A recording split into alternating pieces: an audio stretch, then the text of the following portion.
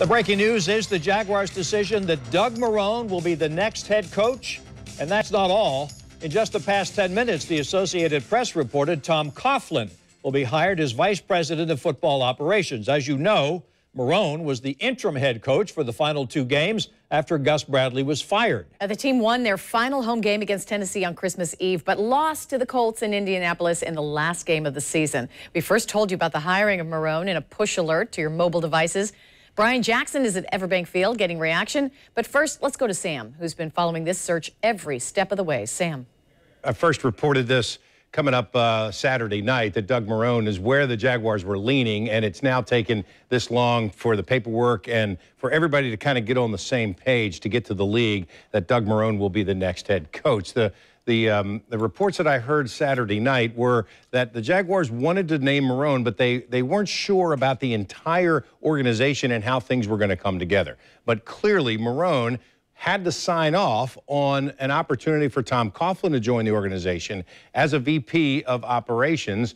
Both of them, by the way, went to Syracuse. So here's some information about Doug Marrone. He has been with the Jaguars for a couple of years. He is 52 years old and married with 3 children, lives here in Jacksonville, obviously. His wife's name is Helen. He played at Syracuse from 83 through 85, a 3-year letterman there. Played for Miami in 1987 and New Orleans in 1989. He's been a variety of different kinds of coaches, but mainly tight ends and offensive line, although he was a coordinator with the Saints on the offensive side of the ball. Offensive line and assistant head coach here for the last couple of years with the Bills as the head coach in 13 and 14, and as Syracuse head coach from 2009-2012, where he was 25 and 25. Now, interestingly enough, Marrone had dinner with Shad Khan last Monday night, then was interviewed on Wednesday, and he was part of about 7 different assistants that were interviewed. But the thing that Marrone has that the other guys don't have is an institutional knowledge of what the Jaguars, what he may think were lacking. I can tell you, he was an incredibly loyal lieutenant to Gus Bradley, not just when he took over as the interim head coach, but as the assistant head coach, that he followed what Bradley wanted to do. It was very clear in those 2 weeks that Marrone wanted to do something slightly different, not crazily, and in the locker room, the players appreciated that, but also understood that Marrone wanted to bring some things in that he said made him more comfortable. So Marrone will join the club as officially as the head coach. The announcement will be sometime perhaps later this week because they can do that because he doesn't have another job. Tom Coughlin is the VP of operations, an extension for Dave Caldwell as well. So a lot of changes at the top, you might say, for the Jaguars. Tom? Thank you, Sam. Both of these decisions, the Marrone decision and the Coughlin decision, are giving Jaguars fans plenty to talk about. And Brian Jackson is picking up that part of the story. He's joining us live from Everbank Field. Brian?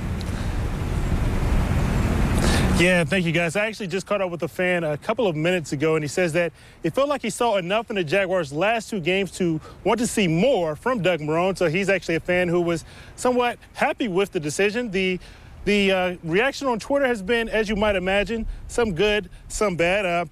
Our first response comes from Mike Allstott, and he says, I give him 1 season, and that's all that he's willing to give Doug Marrone.